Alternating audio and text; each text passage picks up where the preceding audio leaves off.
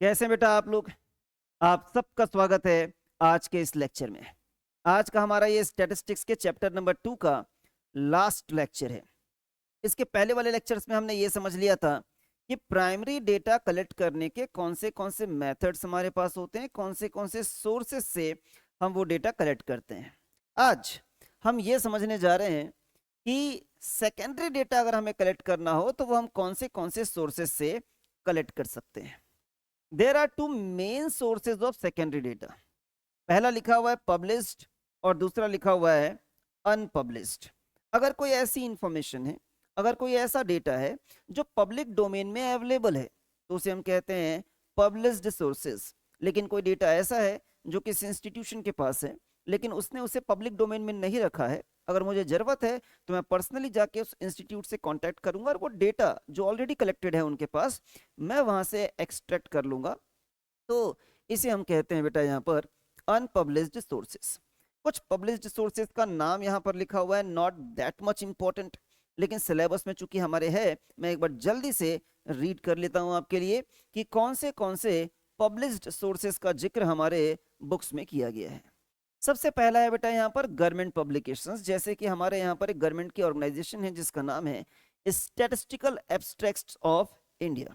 इनका काम ही है ढेर सारा स्टैटिस्टिकल इन्वेस्टिगेशन करना और उसके लिए डेटा इकट्ठा करना। उनके पास ढेर सारा डेटा ऑलरेडी अवेलेबल होता है, वो पब्लिक डोमेन में भी उस डेटा को डाल देते हैं, वहां से हम वो डेटा कलेक्ट कर सकते हैं। दूसरा यहाँ पर लिखा हुआ है semi government publications. Semi government का मतलब है बेटा म्यूनिसिपालिटीज, जो आपके हमारे गांव में शहरों में नगर निगम नगर पालिका होती है ना, वो सेमी गवर्नमेंट अथॉरिटी होती है। उनके पास भी बहुत सारा डेटा अवेलेबल होता है, जैसे कि बर्थ के रिस्पेक्ट में, डेथ के रिस्पेक्ट में, एजुकेशन के रिस्पेक्ट में, मैरिज के रिस्पेक्ट में। ऐसी बहुत सारी जानकारियां होती हैं जो उनके पास अवेलेबल होती है, जिससे वो पब्लिश कर देते हैं, पब्लिक डोमेन में रख देते हैं। आपको चाहिए तो वहां से डेटा एक्सट्रैक्ट कर लीजिए और कर लीजिए investigation. Next, reports of committees and commissions. देश की सरकार समय समय पर ढेर सारी कमिटीज बनाती है, कमीशंस बनाती है। जैसे एग्जांपल के रूप में हमने यहाँ पर लिखा हुआ है फाइनेंस कमीशन, ये बहुत सारा डेटा लगातार पब्लिश करती रहती है। कुछ ट्रेड एसोसिएशंस होते हैं, जैसे कि मैंने यहाँ पर शुगर मिल एसोसिएशन का एग्जांपल लिया है। अलग अलग बिजनेस करने वाले लोग, अलग अलग तरह के ट्रेड करने वाले लोग अपना एसोसिएशन बना के रखते हैं। जैसे जितने भी राइस मिलर्स होते हैं वो अपना एसोसिएशन बनाकर रखते हैं। जितने भी लोग होते हैं जो एक पर्टिकुलर टाइप ऑफ बिजनेस कर रहे होते हैं उनका अपना एसोसिएशन होता है, और वो उस पर्टिकुलर बिजनेस से संबंधित, उस पर्टिकुलर ट्रेड से संबंधित ढेर सारी जानकारियां लगातार पब्लिश करते रहते हैं। पब्लिक डोमेन में वो अवेलेबल होती हैं। अगर आप कोई इन्वेस्टिगेशन करना चाह रहे हैं, कोई स्टैटिस्टिकल रिसर्च करना चाह रहे हैं, तो वो डेटा जो ऑलरेडी पब्लिक डोमेन में अवेलेबल है वहां से एक्सट्रैक्ट करके आप अपना काम कर सकते हैं। Next, publications of research institutions. कुछ इंस्टीट्यूशंस होती हैं जिनका काम ही होता है रिसर्च करना और रिसर्च करके डेटा पब्लिश करना। जर्नल्स एंड पेपर्स, कुछ न्यूज़पेपर्स होती हैं, कुछ जर्नल्स होती हैं। इनके जो जर्नलिस्ट होते हैं वो ढेर सारे रिपोर्ट्स इश्यू करते हैं और उन रिपोर्ट्स में ढेर सारी इंफॉर्मेशन अवेलेबल होती है जो पब्लिक डोमेन में अवेलेबल होती है। Publications of research scholars, international publications, जैसे कि आपने सुना होगा बेटा world health organisation, international monetary fund, ये लगातार कुछ ना कुछ इंफॉर्मेशन पब्लिश करते रहते हैं, उसे भी आप यूज कर सकते हैं। इसके अलावा अनपब्लिश्ड सोर्सेज भी होती हैं, जैसे कि गवर्नमेंट की सारी ऑर्गेनाइजेशंस जितना भी डेटा कलेक्ट करती हैं वो पब्लिक डोमेन में नहीं रख देती हैं। बहुत सारी इंफॉर्मेशन ऐसी होती है जिसे पब्लिक करने की जरूरत नहीं होती है, लेकिन डेटा उनके पास होता है। अगर आपको जरूरत है तो आप जाकर उनसे कांटेक्ट कीजिए और वो डेटा उनसे ले लीजिए। तो इस तरीके से वो डेटा आप एक्सट्रैक्ट कर सकते हैं। Generally these data are not published. These unpublished numerical information में be used as secondary data. वैसे तो बेटा हम लोग यहाँ पर ढेर सारे सोर्सेस का जिक्र कर रहे हैं, लेकिन मेनली आपके बुक्स में दो सोर्सेस के बारे में जिक्र किया गया है जब बात सेकेंडरी डेटा की आती है। एक सोर्स है बेटा यहाँ पर सेंसस, जैसा कि अभी पूरे हिंदुस्तान में चल रहा है। Census of India, census of India includes statistical information on the following parameters. सिर्फ कुछ यहाँ पर लिस्ट किए गए हैं बेटा, अदरवाइज ढेर सारे पैरामीटर्स पर वो इंफॉर्मेशन कलेक्ट करते हैं। सिर्फ आपकी जानकारी के लिए कुछ यहाँ पर लिखा गया है, जैसे कि size, growth rate and distribution of population की। पूरे हिंदुस्तान की पॉपुलेशन कितनी है, वो पॉपुलेशन कितनी तेजी से बढ़ रही है, और उसका डिस्ट्रीब्यूशन मींस कौन से हिंदुस्तान के एरिया में ज्यादा पॉपुलेशन है और हिंदुस्तान के कौन से एरिया में ऐसा है जहां पॉपुलेशन कम है। ये सारी जानकारियां सेंसस में देश की सरकार को मिलती है और वो पब्लिक डोमेन में बाद में उस जानकारियों को रख भी देती है। पॉपुलेशन प्रोजेक्शन, ये अभी तो ठीक है, अभी 2026 में हम सेंसस कर रहे हैं, अगली बार हम 10 साल बाद फिर से करेंगे 2036 में। तो 10 साल बाद हमारे देश की पॉपुलेशन कितनी होगी उसका प्रोजेक्शन किया जाता है, एस्टिमेशन किया जाता है, वो डेटा हमारे पास अवेलेबल होता है। इसके अलावा है डेंसिटी ऑफ पॉपुलेशन, कि कितने एरिया में कितने लोग रहते हैं, वो डेंसिटी ऑफ पॉपुलेशन होता है। Sex composition of the population, पूरे हिंदुस्तान में जितने लोग रहते हैं उनमें से कितने मेल हैं कितने फीमेल हैं, गांव में कितने मेल फीमेल हैं, शहरों में कितने मेल फीमेल हैं, वैसा कंपोजिशन हमारे सामने रखा जाता है। स्टेट ऑफ लिटरेसी, कितने लोग पढ़े लिखे हैं, कहाँ तक पढ़े लिखे हैं, कौन ग्रेजुएट है कौन ग्रेजुएट नहीं है, मेल लिटरेसी रेट कैसा है, फीमेल लिटरेसी रेट कैसे, ऐसी ढेर सारी जानकारियां सेंसस से हमको मिलती हैं। इसके अलावा दूसरा इंपॉर्टेंट सोर्स होता है बेटा reports and publications of NSSO. NSSO का मतलब है नेशनल सैंपल सर्वे ऑफिस। ये किस तरह का डेटा हमको प्रोवाइड करते हैं, land and live stock holdings, Hindustan में कितने लोगों के पास कितनी जमीन है और कितना लाइव स्टॉक है। लाइव स्टॉक मतलब कितनी बकरियां हैं लोगों के पास, कितने गाय हैं कितनी भैंस है, इस प्रकार के जो स्टॉक होते हैं उसे हम कहते हैं बेटा लाइव स्टॉक, उसका डेटा ये हमें प्रोवाइड करते हैं। हाउसिंग कंडीशंस, कितने लोगों के पास रहने के लिए घर है, जिनके पास रहने के लिए घर है उसमें से कितने लोगों के पास पक्का घर है, कितने लोगों के पास कच्चा घर है, कितने लोगों के पास घर है ही नहीं। Migration with the special emphasis on the slum dwellers, ठीक है, माइग्रेशन कितना है, कौन से लोग हैं जो स्लम एरिया से माइग्रेट कर जाते हैं और दूसरे एरिया में रहने के लिए या काम की खोज में चले जाते हैं अपने लाइवलीहुड के लिए। Employment and unemployment status in India, Hindustan में कितने लोगों को एम्प्लॉयमेंट मिल पा रहा है, कितने लोग ऐसे हैं जो अनएम्प्लॉयड रह जा रहे हैं, जो अनएम्प्लॉयड रह जा रहे हैं उसमें से कितने स्किल्ड हैं कितने स्किल्ड नहीं है, ऐसी ढेर सारी जानकारियां ये हमें प्रोवाइड करता है। इसके बेसिस पे हमारे देश की सरकार पॉलिसीज बनाती है और बाकी लोग भी उस डेटा को यूज कर सकते हैं। Consumer expenditure in India, Hindustan में रहने वाला जो कंज्यूमर है वो कितना पैसा खर्च कर रहा है और कौन सी चीजों पे खर्च कर रहा है, including the level and pattern of consumer expenditure, किस लेवल पे खर्च कर रहा है, उसका पैटर्न क्या है, कौन सी तरह की चीजों पे पैसा खर्चा कर रहा है। तो ये सारी जानकारियां ये लोग इकट्ठा करते हैं। Sources of house hold income, Hindustan का जो हाउस होल्ड है, जो घरों में रहने वाले लोग हैं, बिजनेसमैन नहीं, जो घरेलू लोग हैं, जो घरों में रहने वाले लोग हैं, उनका पैसा कमाने का तरीका क्या है, कैसे वो पैसा कमा रहे हैं, किस तरीके से वो पैसा कमा रहे हैं, क्या वो बिजनेस करके पैसा कमा रहे हैं छोटा मोटा, या क्या वो जॉब करके पैसा कमा रहे हैं, तो कैसे वो पैसा कमा रहे हैं उसका तरीका यहाँ पर डिस्क्लोज किया जाता है, वो सारी इंफॉर्मेशन वहां से हमको मिलती है।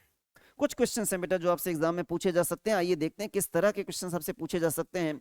Dash data are collected from the published और अनपब्लिश्ड रिपोर्ट, बेटा जब मामला रिपोर्ट्स का आता है चाहे वो पब्लिश्ड हो चाहे वो अनपब्लिश्ड हो तो ऐसा डेटा कहलाता है secondary data.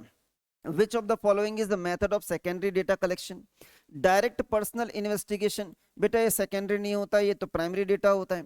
Direct oral investigation, again ये प्राइमरी डेटा होता है। फिर बोल रहा है collection of information through questionnaire, questionnaire वाला भी प्राइमरी होता है बेटा यहाँ पर, तो आंसर आएगा none of these. Next, which of the following is a source of secondary data? Government publication से सेकेंडरी डेटा मिलता है, यस।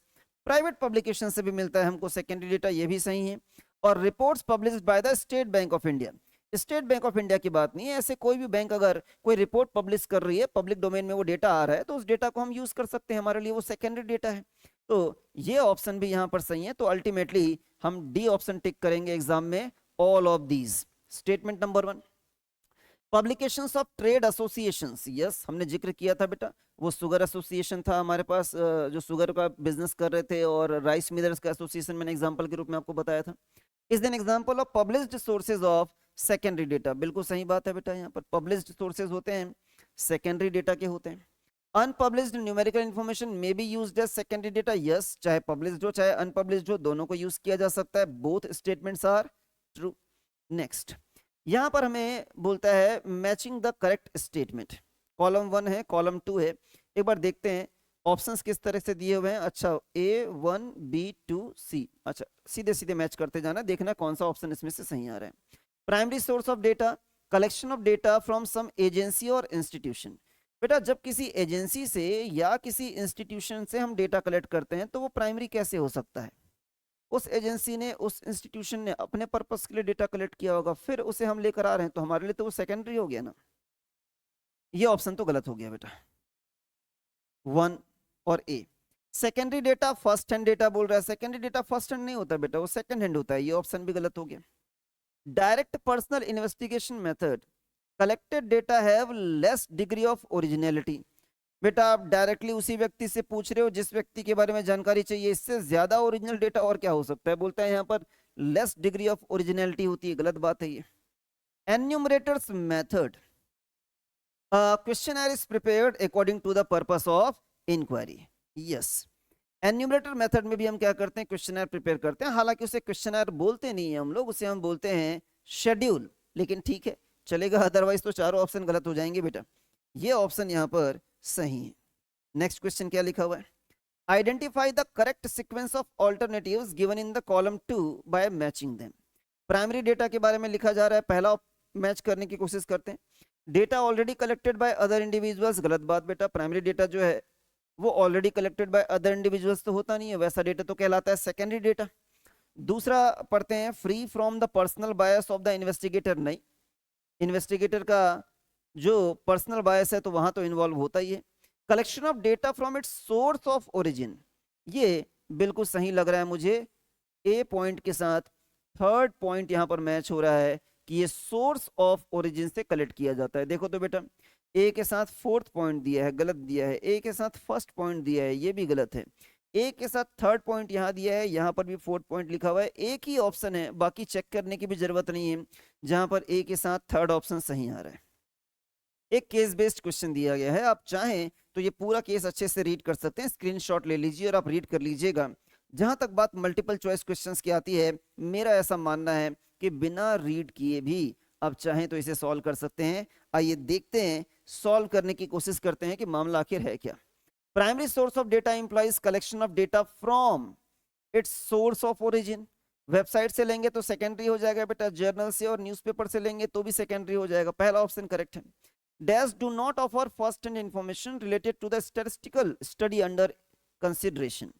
प्राइमरी सोर्स तो बेटा फर्स्ट हैंड इंफॉर्मेशन ही देता है, तो प्राइमरी सोर्स तो गलत हो गया। सेकेंडरी सोर्स जो होता है वो फर्स्ट हैंड इंफॉर्मेशन आपको प्रोवाइड नहीं करता है, जो डायरेक्ट सोर्स है वो भी एक तरह का प्राइमरी सोर्स होता है बेटा, तो ये भी गलत हो गया, B option is correct. Which of the following is method of collecting primary data, enumerator method भी होता है प्राइमरी डेटा का, टेलीफोन इंटरव्यू मेथड भी होता है, इनडायरेक्ट ओरल इन्वेस्टिगेशन भी है, ऑल ऑफ दीज सब के सब जो है प्राइमरी डेटा कलेक्ट करने के ही मेथड हैं। Next, which of the following is a source of secondary data, census report से भी सेकेंडरी डेटा आता है, जर्नल से भी आता है, न्यूज़पेपर से भी आता है, ऑल ऑफ दीज। फिर देखते हैं ये स्टेटमेंट वाला क्वेश्चन लिखा हुआ है, पहला स्टेटमेंट देखो बेटा क्या लिखा हुआ है। पहला स्टेटमेंट बोलता है interview method is a method of collecting primary data, बिल्कुल सही बात लिखा है बेटा, इंटरव्यू से जो हम डेटा कलेक्ट करते हैं वो हमारा प्राइमरी डेटा होता है।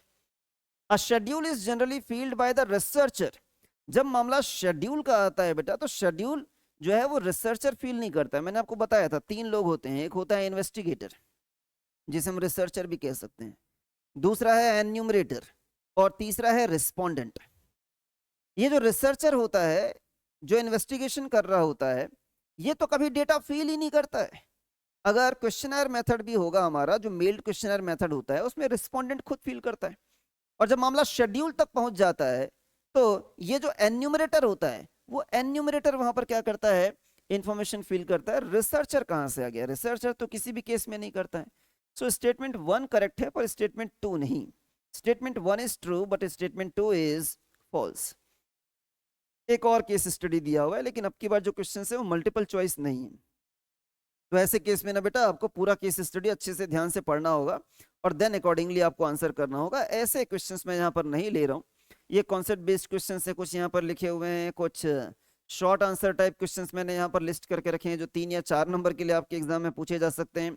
अब ऐसे क्वेश्चन मैं यहाँ पर डिस्कस नहीं कर रहा हूँ, आप देखिएगा इन क्वेश्चंस को आंसर करने की कोशिश कीजिएगा, नहीं आंसर कर पा रहे हैं, कोई तकलीफ है तो आप मुझसे पूछ सकते हैं। यहाँ पर हमारा ये वाला चैप्टर कंप्लीट हो जाता है, चैप्टर नंबर 2 हमारे स्टैटिस्टिक्स का। नेक्स्ट लेक्चर में मिलेंगे तो अगले चैप्टर को हम स्टार्ट करेंगे। तो मिलते हैं नेक्स्ट लेक्चर में, तब तक पढ़ते रहो, बढ़ते रहो।